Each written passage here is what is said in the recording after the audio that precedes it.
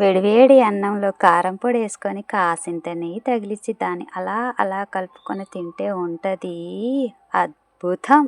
ఈ కారం పొడికి ఒక 20 ఎండుమిరపకాయలు, వెల్లుల్లి రెబ్బలు, మినప్పప్పు, శనగపప్పు, ధనియాలు, మెంతులు, జీలకర్ర, లవంగాలు, మిరియాలు, వీటన్నిటితో పాటు కొంచెం కరివేపాకును కూడా తీసుకోవాలి.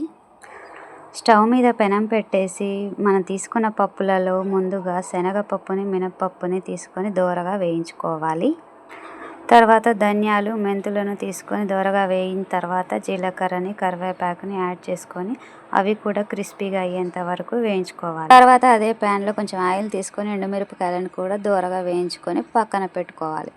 మిక్సీ జార్లో వేయించిన పప్పులతో పాటు వెల్లుల్లి రెబ్బలు, ఉప్పు తీసుకొని ఇలా కొంచెం క్రిస్పీగా గ్రైండ్ చేసుకోవాలి. అవి పక్కన పెట్టేసి ఎండుమిరపకాయలను కూడా కచ్చాపచ్చగా గ్రైండ్ చేసుకున్న తర్వాత ఇందులో మనం ముందుగా గ్రైండ్ చేసుకున్న పప్పుల పొడిని యాడ్ చేసి మళ్ళొకసారి ఇలా కచ్చాపచ్చాగానే గ్రైండ్ చేసుకోవాలి. ఇంకేముంది, దీన్ని ఎయిర్ టైట్ బాక్స్లో వేసుకున్నామంటే ఎన్ని రోజులైనా ఫ్రెష్గా ఉంటుంది. నచ్చితే తప్పకుండా లైక్ చేయండి.